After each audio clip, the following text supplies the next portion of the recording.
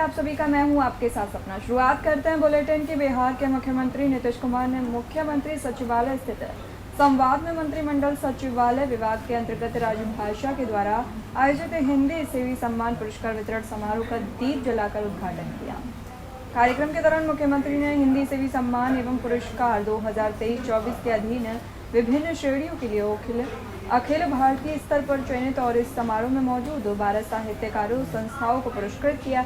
इसके अंतर्गत अनुसूचित जातियों एवं अनुसूचित जनजातियों की दिशा शिक्षा दीक्षा तथा उनके सामाजिक एवं आर्थिक विकास में विशिष्ट योगदान के लिए जियालाल आर्य को बाबा साहब अम्बेडकर पुरस्कार प्रदान किया गया।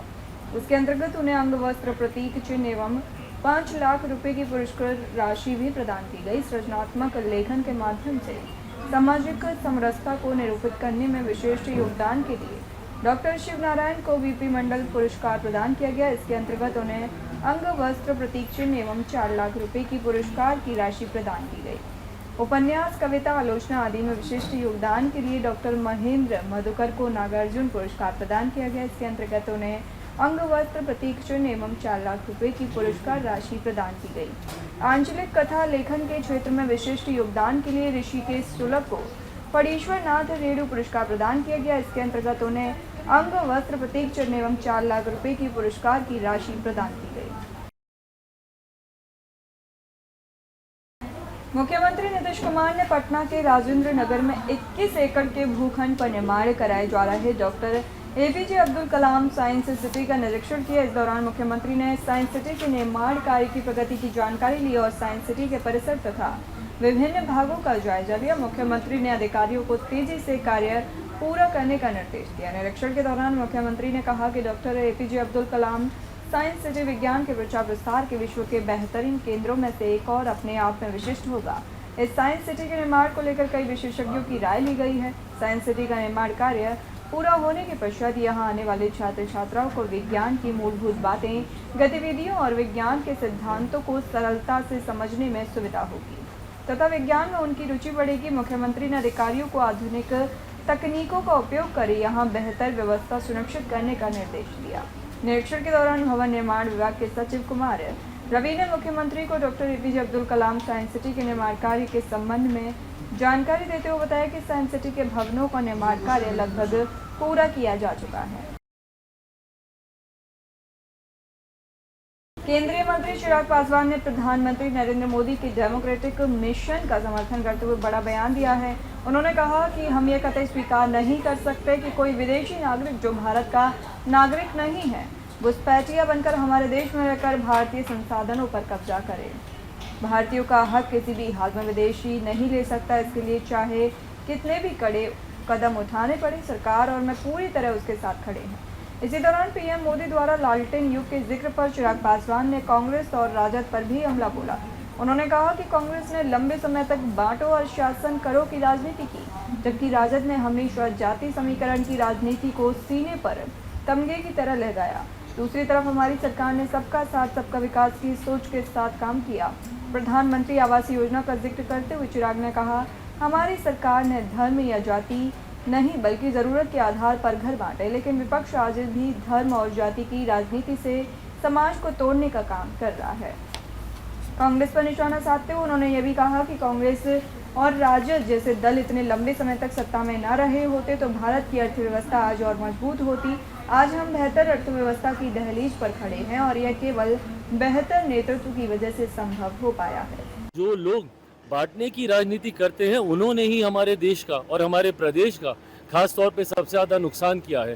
कांग्रेस जैसे दल, राष्ट्रीय जनता दल जैसे दल, इन लोगों ने न सिर्फ हमारे देश को, हमारे प्रदेश को बर्बाद करने का काम किया, बल्कि जिस स्तर पर भारत आगे बढ़ सकता था, कांग्रेस का नेतृत्व, इसकी जगह अगर कोई और नेतृत्व इतने लंबे समय तक देश में रहता तो संभवतः आज बनस्पत दूसरे देशों के हम लोग कई गुना आगे रहते। पर अगर हम लोग एक लक्ष्य को लेकर चल रहे हैं कि 2047 तक भारत को एक विकसित देश बनाना, संभवतः इस लक्ष्य को बहुत पहले हम लोग पूरा कर सकते थे। आज से पहले किसको पता था कि भैया भारत की अर्थव्यवस्था कौन से नंबर पर है।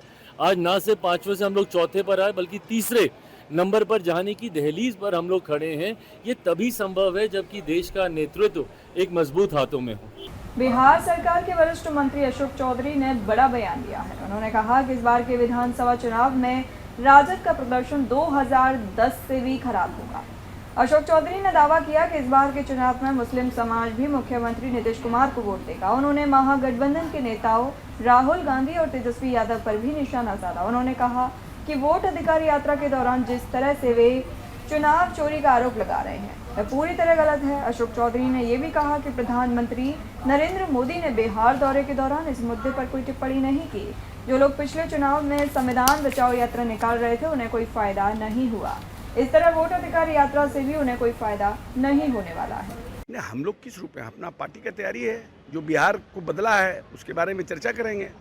जो लोग बिहार को खाया है, जिस बिहार को 3.4 के विकास दर से बिहार आगे बढ़ रहा था जब 15 साल में आरजेडी के शासनकाल को मिला था, और उस समय पीवी नरसिम्हा राव ने इकोनॉमी को ओपन किया था।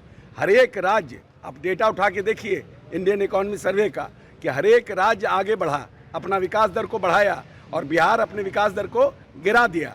2.5 पर नीतीश कुमार ने विकास दर को पकड़ा बिहार में, और आज 10.4 के विकास दर पर है। तो जो लोग किया है, जिसने बोला है, जिसने किया है, उसकी हम लोग चर्चा करेंगे। ये लोग दो झूठ मूठ का हवा बना रहे हैं। वोट बाट तो है नहीं। हम बार बार कह रहे हैं कि 2010 के से भी खराब इनका रिजल्ट इस बार होगा, और एक बड़ा तबका जो मुसलमानों का है वो भी इस बार हमारे साथ आएगा, और यादवों का वो भी हमारे साथ आएगा। पटना में आर्थिक अपराध इकाई ईओयू ने ग्रामीण कार्य विभाग के सुपरिटेंडेंट इंजीनियर विनोद कुमार राय के घर पर छापेमारी की है। इस छापेमारी में अब तक 55 लाख रुपए नकद बरामद हुए हैं। साथ ही करोड़ों रुपए की जमीन से जुड़े दस्तावेज भी मिले हैं। टीम ने 12 से अधिक बैंक खातों का ब्यौरा भी प्राप्त किया है।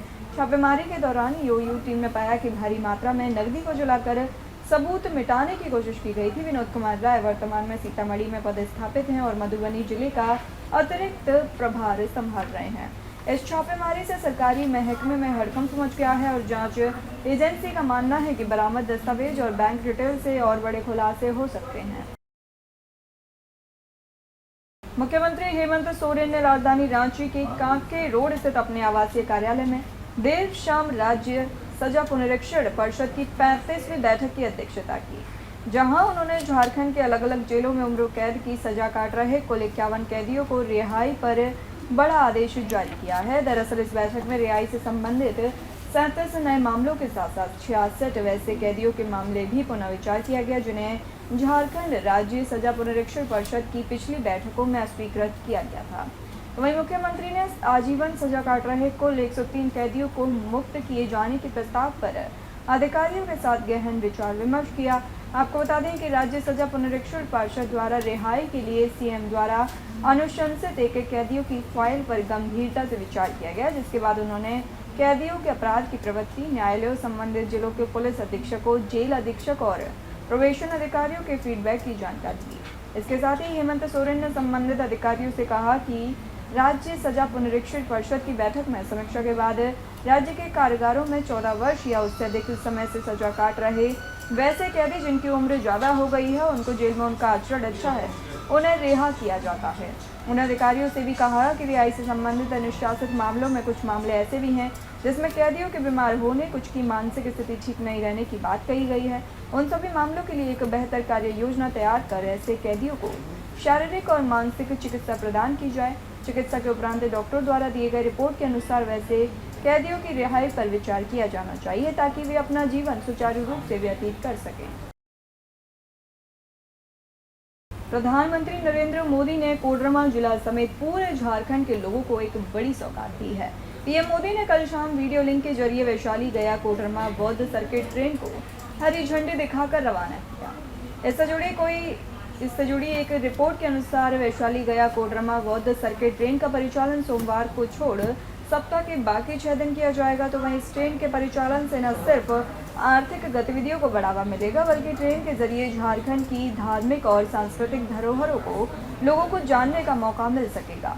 बहरहाल वैशाली गया कोडरमा बौद्ध सर्किट ट्रेन के परिचालन से कोडरमा समेत आसपास के जिलों के लोगों को बड़ी राहत मिलना तय बताया जा रहा है, जिसमें बिहार के नवादा, राजगीर, बिहार शरीफ, बख्तियारपुर, पटना, सोनपुर, हाजीपुर जैसे जगहों पर जाने में काफ़ी आसानी होगी।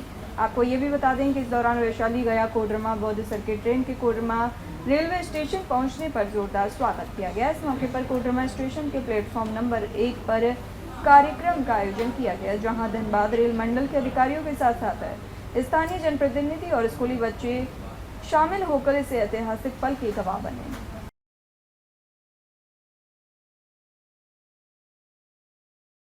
झारखंड विधानसभा के पूरक मानसून सत्र के पहले दिन ही रांची स्थित भाजपा कार्यालय में नेता प्रतिपक्ष बाबूलाल मरांडी की अध्यक्षता में एनडीए विधायक दल की एक बैठक आयोजित की गई। इस मौके पर पत्रकारों से बातचीत में भाजपा के मुख्य सचेतक नवीन जायसवाल ने कहा कि मानसून सत्र में एनडीए राज्य के ज्वलंत और बड़े मुद्दों पर सरकार से जवाब मांगा।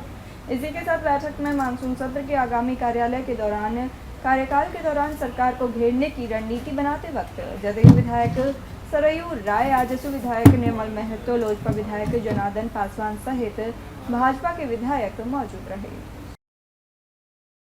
130वें संविधान संशोधन विधेयक के विरोध में शुक्रवार देर शाम राजधानी रांची में मोदी सरकार के खिलाफ राज्यव्यापी प्रदर्शन किया गया। इस दौरान राज्य की सत्ताधारी पार्टी झारखंड मुक्ति मोर्चा के कार्यकर्ताओं ने सड़क पर उतरकर पुतला जलाकर नारेबाजी की। उधर एनडीए गठबंधन के सहयोगी दल जेडीयू के विधायक सरयू राय ने मोदी सरकार के बचाव में जेएमएम पर पलटवार करते हुए इस विधेयक का खुलकर समर्थन किया।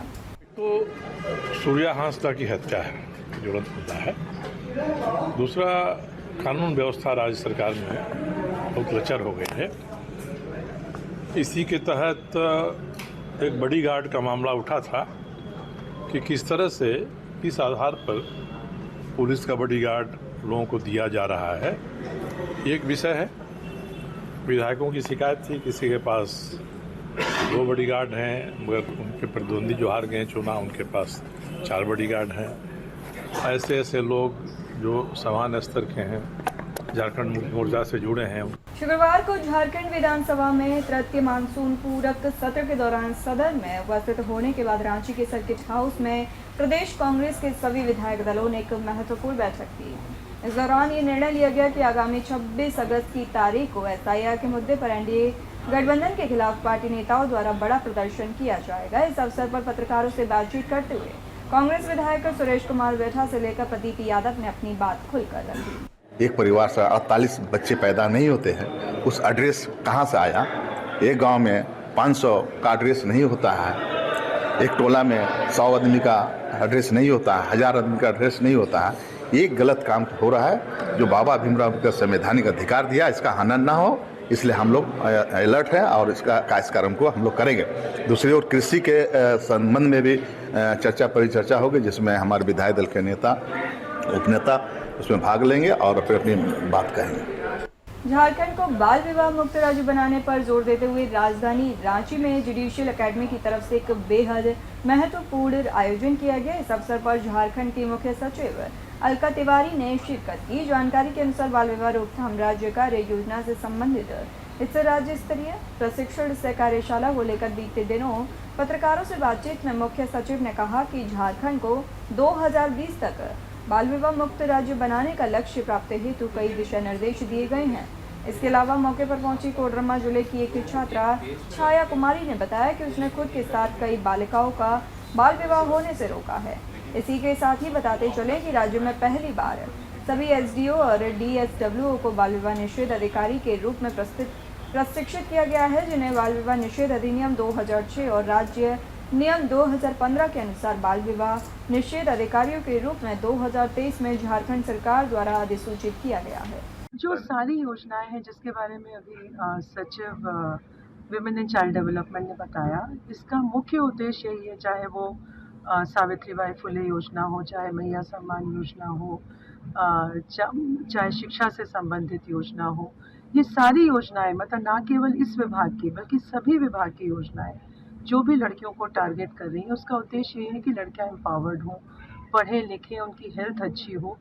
और पेरेंट्स के लिए हम लोग एक डेटरेंट का भी काम करेंगे, मतलब एक डेटरेंस भी होगा कि अगर कोई छोटी बच्ची की शादी करना चाहता है तो उसमें एक्ट में बहुत ही डिटेल प्रावधान है, उसमें सज़ा का भी प्रावधान है, फाइन का भी प्रावधान है, तो उनको रोकें। मतलब 2 तरीके से हम लोग इसको अटैक करेंगे। एक तो कम्युनिटी लेवल पे जहाँ पे शिक्षा दी जाए, उनको लड़कियों को एम्पावर किया जाए, गढ़वा के श्री बंसीधर नगर क्षेत्र के किसान इन दिनों यूरिया खाद की भारी कमी से जूझ रहे हैं। गोसाई बाग मैदान में यूरिया से भरा एक ट्रक पहुंचा, जिसे 7 डीलरों के बीच बांटा जाना था, लेकिन जैसे ही इसकी सूचना किसानों को मिली, हजारों की संख्या में किसान मौके पर इकट्ठा हो गए और जमकर विरोध प्रदर्शन किया।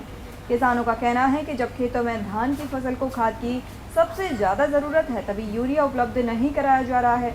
ग्रामीण किसानों ने आरोप लगाया कि खाद की आपूर्ति में गड़बड़ी हो रही है और लाभ वास्तविक किसानों तक नहीं पहुंच रहा है। कई किसानों ने बताया कि वे लगातार डीलरों के चक्कर लगा रहे हैं, लेकिन उन्हें खाद नहीं मिल पा रही। इससे उनकी धान की फसल पर संकट मंडरा रहा है। बता दें, करीब 2000 से अधिक किसानों के आक्रोश को देखते हुए स्थानीय थाना पुलिस को हस्तक्षेप करना पड़ा और स्थिति को शांत कराया गया। किसानों ने चेतावनी दी है कि यदि जल्द ही सभी जरूरतमंद किसानों को पारदर्शी तरीके से खाद उपलब्ध नहीं कराया गया तो वे बड़े आंदोलन के लिए मजबूर होंगे। किसानों ने प्रशासन और सरकार से मांग की है कि यूरिया की किल्लत को तुरंत दूर किया जाए और जिम्मेदार अधिकारियों की निगरानी में खाद का वितरण कराया जाए, ताकि फसल बच सके और उनकी मेहनत पर पानी ना फिरे। खाद की बहुत सख्त जरूरत है, जो अभी इस समय में खाद आकर के भी नहीं मिलने पा रहा। हम लोग किसान जनता को खाद नहीं मिलने पा रहा है। नहीं खाद आकर के भी नहीं प्रशासन बांट रहा हो क्या? अरे सुबेरे से हम लोग हैं, गाड़ी आन के भाग गया, कहाँ गया कोई पता नहीं है। अब तक खाने बगैर ऐसी हैं पड़ल। उप मुख्यमंत्री अरुण साव आज दुर्ग में स्वदेशी सुरक्षा एवं स्वावलंबन अभियान कार्यक्रम में शामिल हुए। उन्होंने इस दौरान पंडित दीनदयाल उपाध्याय की प्रतिमा पर माल्यार्पण कर श्रद्धांजलि अर्पित की। साव ने कार्यक्रम में कोका कोला, पेप्सी जैसी विदेशी पेय सामग्रियों को प्रतीकात्मक रूप से नाली में बहाकर विदेशी वस्तुओं के बहिष्कार का आह्वान किया। उप मुख्यमंत्री साव ने कार्यक्रम में कहा कि यह अभियान देश की आत्मसम्मान, आत्मनिर्भरता और सांस्कृतिक पहचान को जागृत करने का माध्यम है। भारत को विश्व गुरु और सोने की चिड़िया हमारे संस्कारों और स्वभाव के कारण कहा जाता है। स्वदेशी केवल उत्पादों का चयन नहीं, बल्कि हमारी आत्मा से जुड़ा विषय है। उप मुख्यमंत्री ने ऑपरेशन सिंदूर की सफलता को उल्लेख करते हुए कहा, यह भारत की शक्ति और सामर्थ्य का प्रमाण है। आज भारत आत्मनिर्भर बन रहा है और पूरी दुनिया भारत की ओर देख रही है। क्रेडाई द्वारा लगातार 6वीं वर्ष प्रॉपर्टी एक्सपो का आयोजन यहाँ हुआ है। क्रेडाई रायपुर की टीम ने ये 3 दिवसीय एक्सपो का आयोजन किया है। यहाँ पर 300 से अधिक बिल्डर, 300 से अधिक प्रोजेक्ट और 40 स्टॉल लगे हैं, जो कि रेरा से अप्रूव्ड हैं। लोग यहाँ पर आकर पूरी तरह से संतुष्ट होकर अपने सपनों का आशियाना चुन सकते हैं। छत्तीसगढ़ में 20 अगस्त को साय कैबिनेट का विस्तार हो गया, जिसमें गजेंद्र यादव, गुरु खुशवंत साहिब और राजेश अग्रवाल को मंत्री पद की शपथ दिलाई गई। विभाग भी सौंप दिए गए। हालांकि इस विस्तार में कुछ ऐसे नेता भी थे जो अपेक्षा के बावजूद अपेक्षित रह गए। उनमें से एक का नाम है कुरुद विधायक और बीजेपी की फायर ब्रांड नेता अजय चंद्राकर का। हाल ही में एक इंटरव्यू में अजय चंद्राकर ने मंत्रिमंडल में नाम न आने पर पूछे गए सवालों पर बेहद संयमित और शालीनता से जवाब दिया। जब उनसे पूछा गया क्या मंत्री न बनाए जाने से उन्हें कोई तकलीफ है, तो उन्होंने गोस्वामी तुलसीदास की पंक्ति सुनाई। उन्होंने कहा, लोभ न क्षोभ न राग न द्रोहा, जिनके कपट दम्भ नहीं माया, तिनके हृदय बसौ रघुराया। राजनीति चाहने या न चाहने से नहीं होती, ये ज़रूरतों के हिसाब से होती है। हम एक वैश्विक पार्टी के कार्यकर्ता हैं, यहाँ नाराज होने या पीड़ा जैसा कोई स्थान नहीं है। उन्होंने यह भी कहा कि रामचंद्र जी इसलिए महान बने क्योंकि उन्होंने अपने पिता की आज्ञा मानी और वे स्वयं भी एक अनुशासित कार्यकर्ता हैं। छत्तीसगढ़ प्रदेश भाजपा मीडिया के मुख्य प्रवक्ता और सांसद संतोष पांडे ने प्रेस वार्ता कर कांग्रेस पर तीखे वार किए। संतोष पांडे ने कहा कि जिस प्रकार से हमारी सरकार ने 3 नए ऐतिहासिक बिल लाए, उसको लेकर विपक्ष बौखला गई है। संतोष पांडे ने कहा कि सदन के अंदर जो व्यवहार कांग्रेस और विपक्षी पार्टियों ने किया वे काफी दुर्भाग्यपूर्ण है। एसआईआर को लेकर सांसद संतोष पांडे ने कहा कि विपक्ष के पास कोई मुद्दा नहीं है, इसलिए एसआईआर को बेवजह का मुद्दा बनाने का प्रयास कांग्रेस ने किया है। संतोष पांडे ने कांग्रेस से सवाल किया कि जिस आयोग के द्वारा मतदान कराने से कांग्रेस की सरकार जिन राज्यों में है, उनके सीएम क्या वहां से इस्तीफा देंगे। और राफेल यानी संगीन का भी दुष्प्रचार, जवान से पहलवान तक और संगीन से वैक्सीन तक जिस प्रकार से दुष्प्रचार करने का काम और भ्रामक संदेश देने का काम कांग्रेस पार्टी ने किया है, वैसा ही एसआईआर को लेकर के है। एसआईआर यह आयुक्त का विषय है, इलेक्शन कमीशन का विषय है, सीईसी का विषय है, और इसके विषय में कोर्ट में है मामला, तो इसके विषय में वहां चर्चा हो ही नहीं सकती। और उसको वो जानते हैं, उसके बाद भी देश को भ्रमित करने की कोशिश करना यह अपराध की श्रेणी में आता है। पंचायत मंत्री के बंगले के सामने लगातार 2 दिनों से पंचायत शिक्षक संघ के परिजन अनुकंपा नियुक्ति को लेकर प्रदर्शन कर रहे हैं। उनका कहना है कि दिवंगत शिक्षकों के परिजनों को अनुकंपा नियुक्ति सरकार प्रदान करे, क्योंकि आर्थिक स्थिति बहुत ही ज्यादा खराब हो गई है। इसी क्रम में कल शाम एक महिला ने फिनाइल पी लिया, जिससे प्रशासन में अफरा तफरी मच गई और उन्हें तत्काल मेकाहारा अस्पताल में एडमिट किया गया। पंचायत शिक्षक संघ की विधवा महिला जो अनुकंपा नियुक्ति की मांग कर रही थी, उन्होंने घातक कदम उठाते हुए फिनाइल पी लिया। उत्तर प्रदेश कांग्रेस के मुख्य प्रवक्ता सुशील शुक्ल ने अपनी प्रतिक्रिया व्यक्त करते हुए कहा कि सरकार असंवेदनशील हो चुकी है। मुख्यमंत्री और मुख्य सचिव विदेश दौरे पर हैं, सरकार भगवान भरोसे चल रही है। खुफिया तंत्र फेल हो गया है। जब लगातार महिलाओं का प्रदर्शन जारी है, उनको चेतावनी भी दी गई थी कि यदि हमारी मांगे पूरी नहीं होती तो हम घातक कदम उठाने के लिए मजबूर होंगे। उसके बाद भी सरकार के कानों में जू नहीं रहेंगी और एक महिला ने कदम उठाते हुए फिनाइल भी सेवन कर लिया। सरकार को इसका जवाब देना चाहिए और पंचायत मंत्री को तत्काल इस्तीफा देना चाहिए, क्योंकि उनसे विभाग नहीं संभल रहा। पार्टी की असंवेदनशीलता है कि महिलाएं, विधवा महिलाएं लंबे समय से हड़ताल पे हैं और आज उसमें से एक महिला ने अपनी मांग को लेकर फिनाइल पी ली। कल ही यह महिलाएं सरकार को चेतावनी दे रही थी कि हमारी मांगे नहीं मानी गई तो हम घातक कदम उठाएंगे। उसके बाद भी सरकार का खुफिया तंत्र पूरी तरीके से फेलियर साबित हुआ। सरकार की असंवेदनशीलता के कारण एक महिला ने फिनाइल पी के घातक कदम उठाया। इसके लिए सरकार दोषी है। मुख्यमंत्री विदेश दौरे पे हैं, सरकार राम भरोसे चल रही है, कर्मचारी अधिकारी हड़ताल पे हैं, महिलाएं न्याय मांगने के लिए अपने जीवन को दांव पे। राजधानी रायपुर के बूढ़ा तालाब स्थित इंडोर स्टेडियम में आज छत्तीसगढ़ कर्मचारी अधिकारी फेडरेशन के लोगों ने अपनी मांगों को लेकर धरना प्रदर्शन किया। उनका उद्देश्य है कि प्रदेश के शासकीय सेवकों को देय तिथि से महंगाई भत्ता, लंबित एरियर सहित अन्य ज्वलंत 11 सूत्रीय मांगों का त्वरित निराकरण करना। 120 मान्यता एवं गैर मान्यता प्राप्त संगठनों के द्वारा उपरोक्त मांगों को लेकर आज कलम बंद काम बंद आंदोलन के तहत सामूहिक अवकाश लेकर जिला स्तर कर्मचारियों पर धरना प्रदर्शन किया जा रहा है। छत्तीसगढ़ सरकार द्वारा प्रदेश के मोदी की गारंटी के तहत निम्नांकित मांगों को लेकर छत्तीसगढ़ कर्मचारी अधिकारी फेडरेशन द्वारा आंदोलन के माध्यम से लगातार शासन प्रशासन को पत्राचार किया जा रहा है। निराकरण हेतु त्वरित कार्रवाई नहीं होने के कारण प्रदेश के कर्मचारी अधिकारी काफी आक्रोशित। सारी की सारी जायज मांगे हैं।